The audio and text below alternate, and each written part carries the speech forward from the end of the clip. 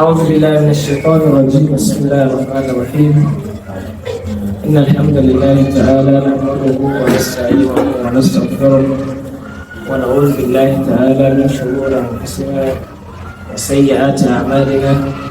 من يهد الله فلا مضل له ومن يضلل فلا هادي له، وأشهد أن لا إله إلا الله وحده لا شريك له، وأشهد أن محمدا عبده ورسوله. أما بعد، السلام عليكم ورحمة الله وبركاته.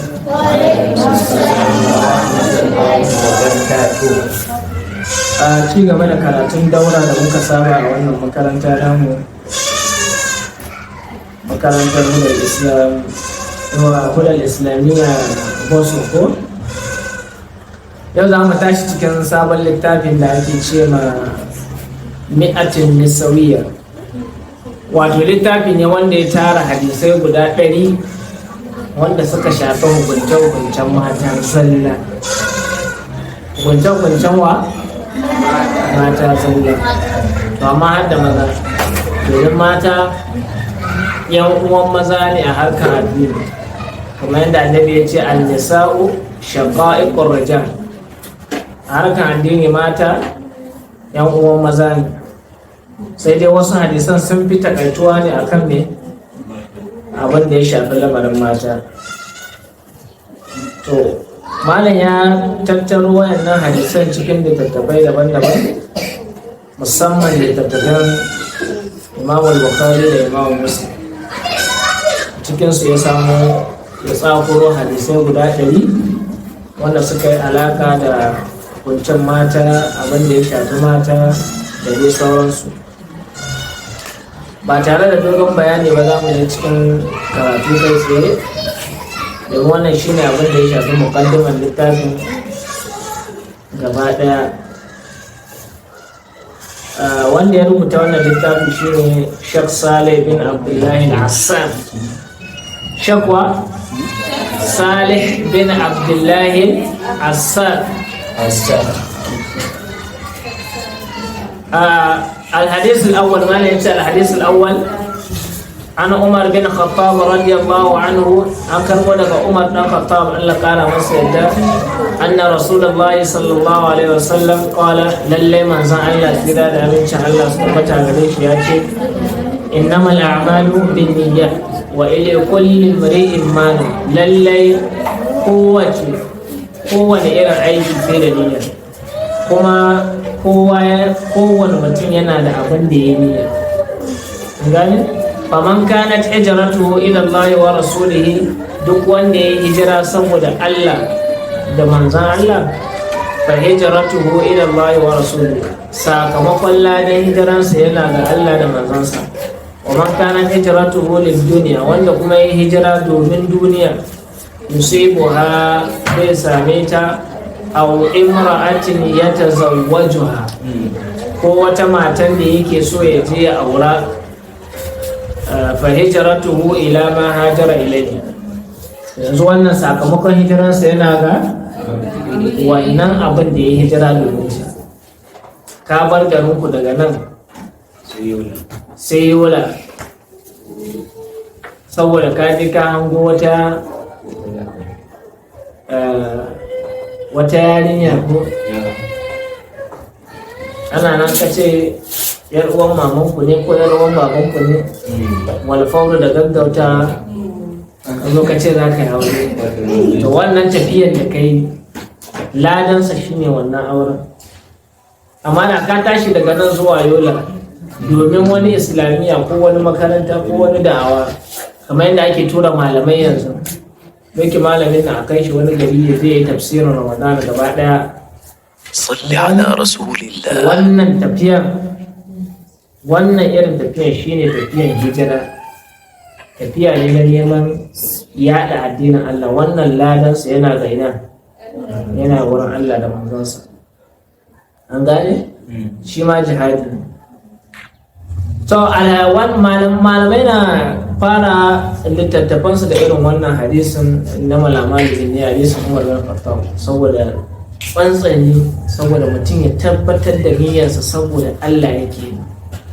Kun gane? manya-manyan malamai za su fara littattafai za ka samu wannan hadisi yana ciki, kamar umdatul ahkam da muke yi shi ma mai shi ne wannan hadisi ya kawo. Allah ya karba. نعم الحديث الثاني حديث النبي عن عائشة رضي الله عنها أن النبي صلى الله عليه وسلم دخل عليها وعندها امرأة. daga Aisha Allah ya kara mata yadda an lalle manzon Allah tsira da amincin Allah su tabbata gare shi ya shigo wurinta wa indaha imra'atun, tare da ita akwai wata mata. Qala sai annabi ya ce man hadhihi, wace ce wannan? Qalat sai Aisha ta ce fulanatun, ai wannan wacce nan wacce ce. Ta zukuru min salatiha, sai ta dinga ambatan yadda matan ke kokarin sallah, kokarin nafilfili, kokarin ibada. Qala sai manzo Allah ya ce ma a bar wannan zancen, shine ma kar a je gari wannan. Alaikum bima tuqiqun, ka ɗauki abin da za ku iya yi. An gane? fawallahi la yamallu Allahu hatta tamallu, domin lalle Allah ba zai gaji yana ba ku lada ba sai in ku ne kuka gaji da aikin alheri. An gane? So in za ka yi aiki na addini ka ɗauki wanda za ka iya, wanda ana son ka dinga yin shi kullum da kullum. Ba a son ka fara aiki yau gobe jibi ka dena. A musulunci ba a son wannan. Ana son ka fara ka ci gaba da yi. Idan ka ɗauko ka ce a Ramadana ko wajen Ramadana kowane rana za ka iya karanta izubi 30 a yini da dare, to ana son wannan karatun ya ci gaba. In ka san ba za ka iya shi ba, ko da izubi ɗaya ne za ka iya maimaitawa kullum, to wannan izubi ɗayan ya fi ka dinga maimaita shi da ka ɗauko izubi 30 in ka yi yau sai bayan wata kusan 7 sannan ka zo ka ƙara wani izubi ɗaya. So ka ɗauki abin da za ka iya, domin Allah ba zai wuce ba yana baka lada in dai ba kai ka gaji ba, shi ba zai gaji da baka lada ba. Wa kana ahabbu ad-dini ilayhi ma dawama alayhi sahibu, ko mafi alherin abinda Allah ya fi so shine abinda mai yin sa ya dawwama yana yi. Ka fara azumin nafila Monday da Litinin da Alhamis, ka ci gaba da igar kabira. In ka san ba za ka iya yi na Litinin da Alhamis ba, sai ka yi ne na kowane wata ka yi guda 3. An gane? Kaga ba za ka iya yi ba sai ka yi na wanne? Sitti Shawwal, akwai Sitti Shawwal ko? Bayan sallah. In ba za ka iya shi ba na nafila sai ka yi wanne? Akwai Ashura da Tasu'a, ko kuma azumin ranar Arafa na nafila. Amma kar ka fara wani azumi ko wani ibada, ba azumi ba sai azumi ba. Ka misali ka ce kowane alwala idan na yi zan yi nafila na ka'ali, to in kika fara shi ki ci gaba da yin shi. Domin wannan matan hadisin yana da tsohon ya dan takaita ma hadisin, akan kawo hadisin cewa tana sallah wani bi ma takan tsaye a tsaye har ta gaji har ta jingina da wani igiya da ta daura, sai ta jingina da igiyar saboda gajiya. Sannan bai ci ta daina wannan, ta ɗauki abin da za ta iya yi. In kin zo a tsaye wanki minti 30 za ki yi a tsaye yayi, gobe ma ki yi. Sabanin a ce ka zo ka yi tsayuwan awa 8, daga gama sallan kuma ka shiga asibiti ka yi kwana 8, kaga sallan bai yi ba. An gane? So ka ɗauki abin da za ka iya yi, ko da abin ɗan ƙarami ne. Wannan musulunci ya fi son wani. Al-hadisu salis, hadisi na 3, an Anas radiyallahu anhu qala, daga Anas Allah ya kara masa yadda ya ce qala la uhaddithannakum hadisan sami'tuhu min rasulillahi sallallahu alaihi wasallam. Anas ya ce lalle zan ba ku labarin wani hadisi da na ji daga wurin manzon Allah sai da amincin Allah su tabbata gare shi. la yuhaddithukum bihi ahadun ghairi, babu wanda zai gaya muku irin wannan hadisin sai ni. Sami'tu Rasulullahi sallallahu alaihi wasallam ya koyi, naji manzon Allah tsira da amincin Allah su tabbata gare shi yana cewa inna min asharatis sa'a, yana daga cikin alamun tashin alkiyama da zaka gane a tashin alkiyama ya kusa, an ya ƙilla ilimi zai yi ƙaranci, sai surutu. Kowa ya ɗan bushe iskansa sai ɗauki wayansa. Misalin zamanin nan abubuwan leƙe-leƙe ya yi yawa, sai mutum ɗauki wayansa ya shiga Google, shiga Facebook, menene zai ya ɗiba rubutun da shi karan kanshi bai san yaya rubutun yake ba, sai ya maka a ilimance. So za a takaita ilimi wa ya zaharar jahilci kuma zai bayyana. Za ka iya ganin mutum da shiga na musulunci da hula da rawani da komai, amma ya zo ma magana na ilimi sai ka ce wayo, saboda rikakken kwankwala ce, ba komai a kwakwalwar ne, amma kuma ustaz ne mara ilimi. Gani wa ya zahara zina kuma za ta bayyana fili. Gani zina na da siffofinta daban-daban. Wa ya sirri shurbul khamr, za a dinga yawan shan giya. A gani yanzu an caccanza mai giya suna, ko sunaye barkatai. In baka gane ba ma za ka je ka siya wani dalilin su giya ka sha. A gane? Wa ya ƙillin rijal, maza za su yi kaɗan, za a samu maza in kaɗan. Wa taksurin nisa, mata kuma za su yi ne, za su yi yawa.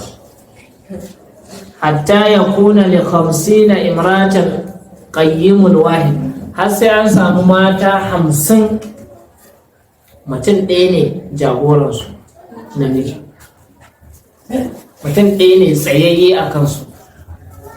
Wannan ba yana nufin mutum ɗaya zai auri mata 50 ba ne. An gane ko?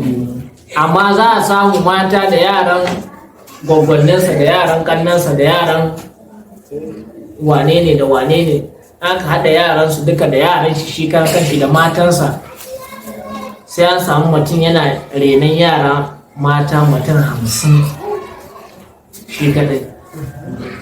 Saboda me? Yanayin yadda mata za su zo su yi yawa,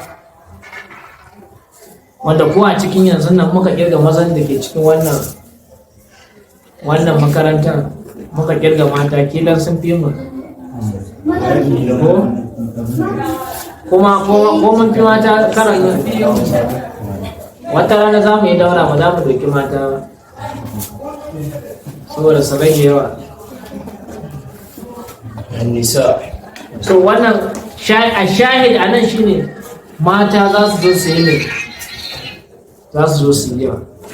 Yana cikin alamar tashin alkiyama. Kowane hanya, kowane kwana in ka sha kwana kaga taron mutane za ka samu in dai akwai mata da maza a wurin, mata za su fi yawa.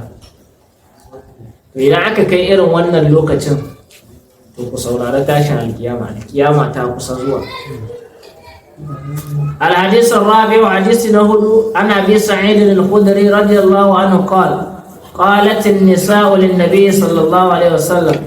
daga Abi Sa'id al-Khudri Allah ya kara masa da ya ce mata sun zo wurin Annabi sallallahu alaihi wasallam suka ce da shi ghalabana alayka rijal, maza sun rinjaye mu akan ka, sun kwace mana kai gaba daya, baka da lokacin mu.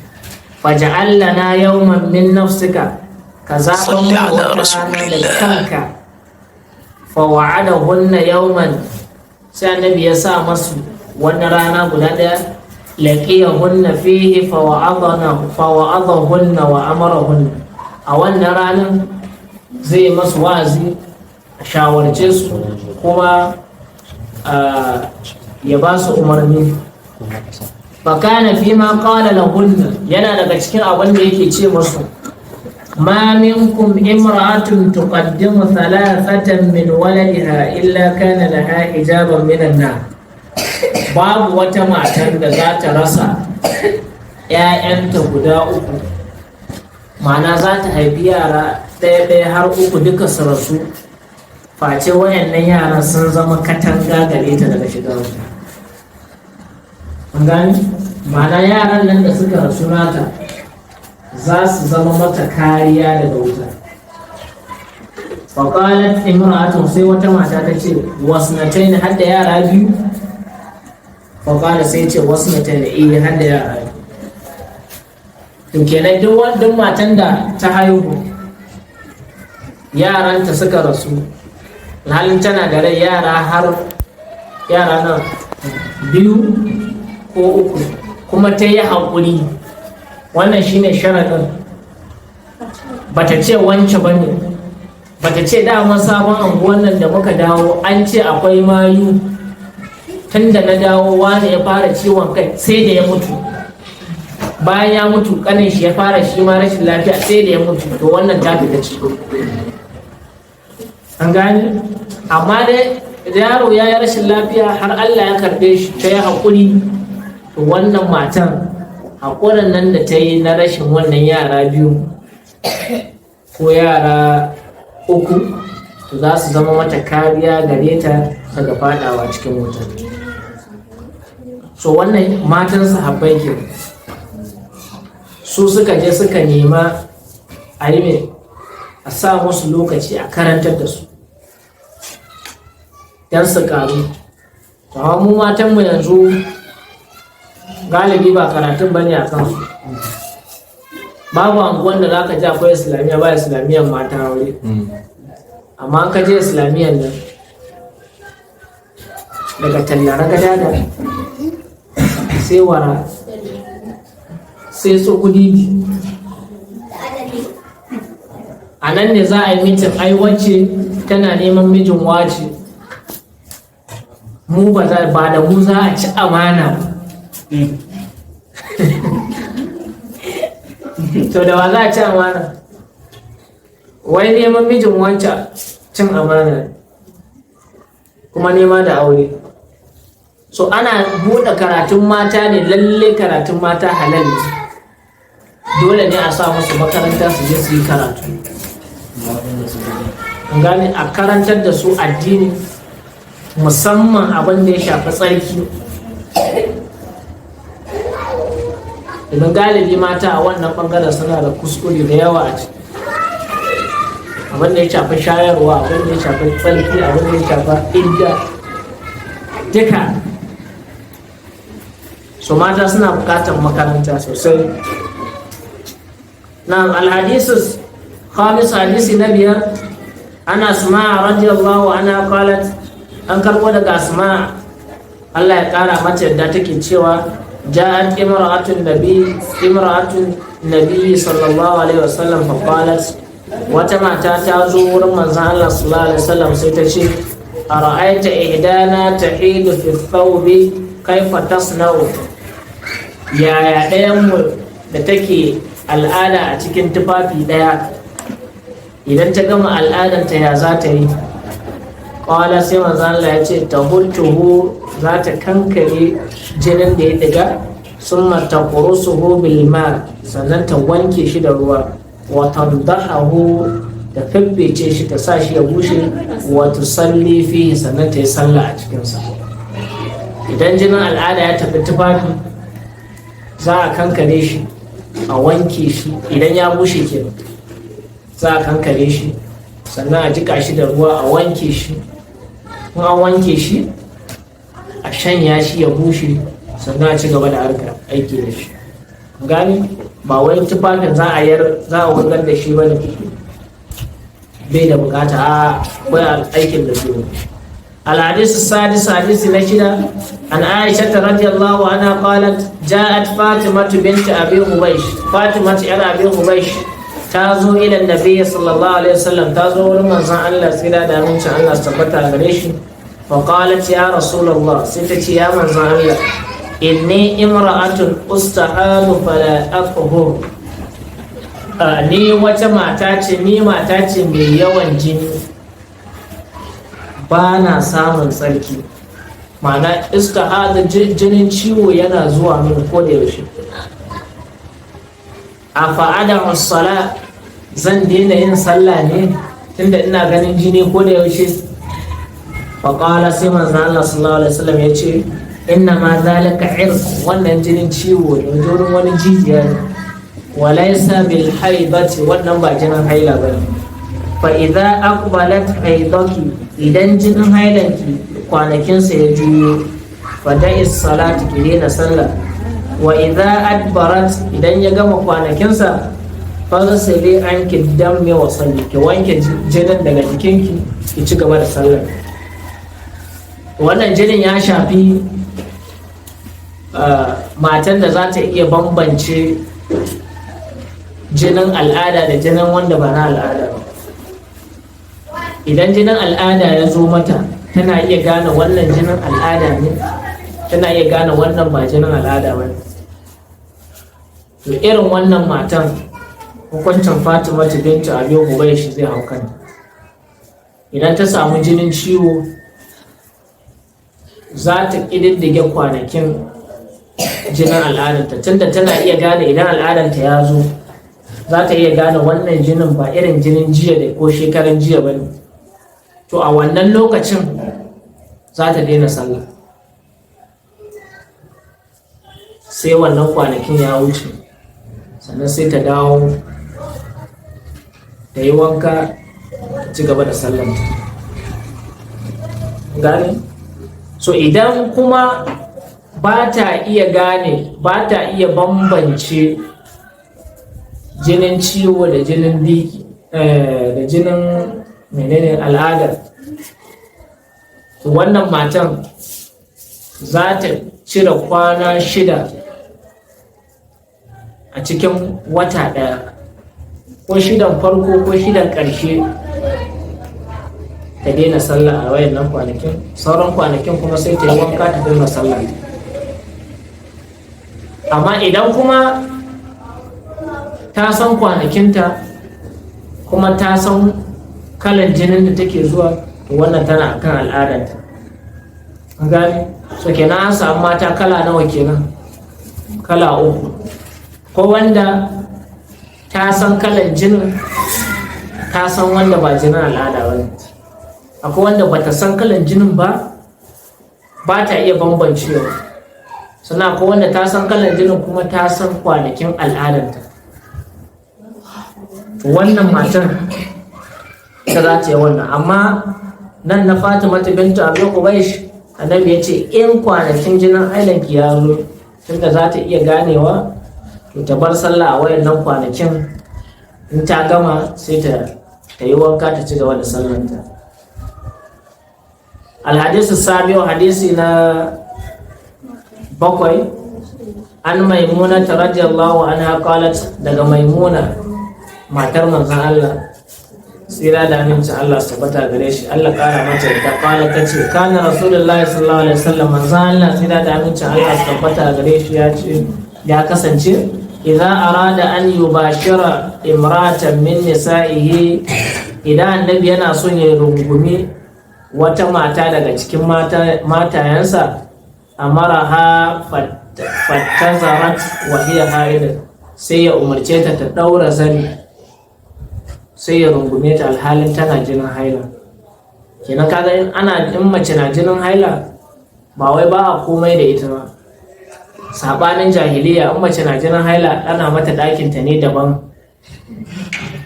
ba a cin abincinta, ba a fira da ita, ba a aiki da kwanan da ta yi aiki da shi. Sai ta gama wayannan kwanakin sannan za ta dawo cikin mutane. Salli ala rasulillah. Wannan yana so ya kawo, ya dakatar da wannan dattin jahiliyar. Matansa na al'ada yana rungumar su. Al-hadisu samin, hadisi na 8, عن عائشة رضي الله عنها قالت أن امرأة سألت النبي صلى الله عليه وسلم، للي وتما تاتا تنبي منزل الله سيدا دامين الله سبحانه غريشي an ghusliha min al-mahid daga wankan ta yayin da za ta yi wankan jinin al'ada.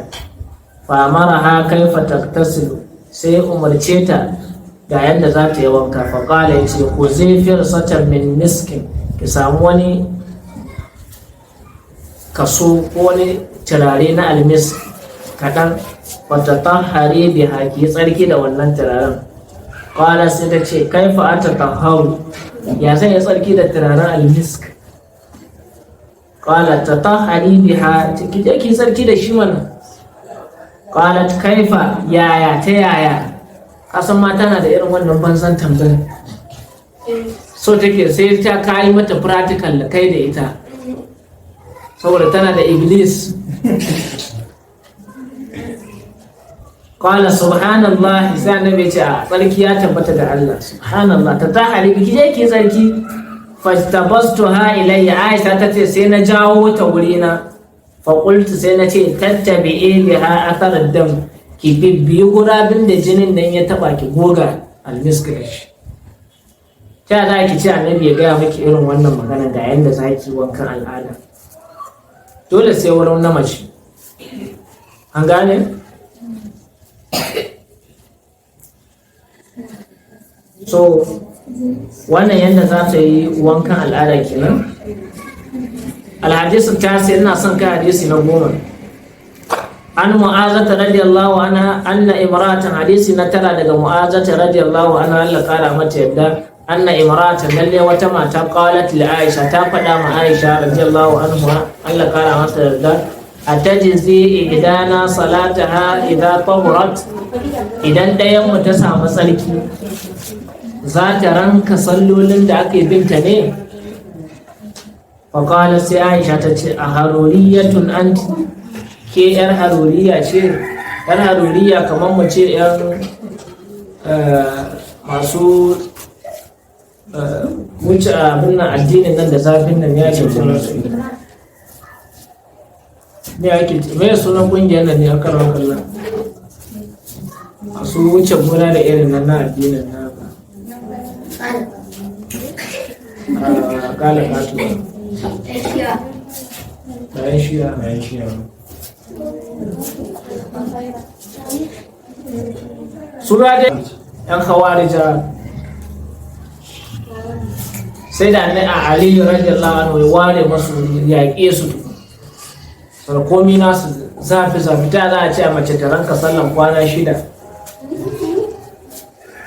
Matan da ma sallan ma yau ma ba ta yi shi ba sai bayan sallan azhar, sai bayan magariba ta yi.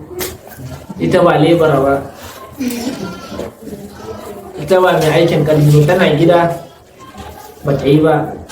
Balle al'ada ya zo, ta gama sallah kuma a ce ta ranko na kwanaki. Sai Aisha ta tambaye ta, a haruriya, tankiyar yar mutanen haruriya ce? Kunna na haidu ma'an nabi sallallahu alaihi wasallam, mun kasance muna al'ada zamanin manzon Allah, fala ya murna bihi, bai ce mu ranka sallah ba. Aw fala naf'alahu, ko kuma ba ma ranka sallah, amma suna ranka ne azumi. Ba a ranka sallah amma ana ranka azumi. Al-hadis al-ashir, hadisi na karshe, hadisi na 10. An Samurata bin Jundub radiyallahu anhu anna imra'atan matat في بطن فصلى عليها النبي صلى الله عليه وسلم وقام وسطها. وتما تاتا رسول da akan ciwon ciki, ko mace ta haihu jinin al'ada ne, jinin biki ne tsaya ba sai ta rasu da jinjiri a cikin cikinta. فصلى عليها النبي صلى الله عليه وسلم صلى وقام وسطها, sai ya tsaya a tsakiya. Dama mata a ina ake tsayawa a kansu? A kai ne ko a tsakiya? A kai ko? Maza ne ake tsayawa a tsakiya. Na haka zo sallan jana'iza, haka ne? Tsakiya ne. Tsakiya. So annabi da ya mata sallah a tsakiyar, ya tsaya a tsakiyar da ya mata sallah. galibi mata ana gawa sallah na mace ana tsayawa ne a kanta gani. So wannan shine hadisin da za mu tsaya kai, sai gobe za mu ɗauki hadisi na 11 insha Allah zuwa insha Allah mu samu zuwa hadisi ko da na 20 ne shi ma sai mu tsaya. سبحانك اللهم وبحمدك أشهد أن لا إله إلا أنت أستغفرك وأتوب إليك. سبحان ربك رب العزة عما يصفون والسلام على المرسلين والحمد لله رب العالمين.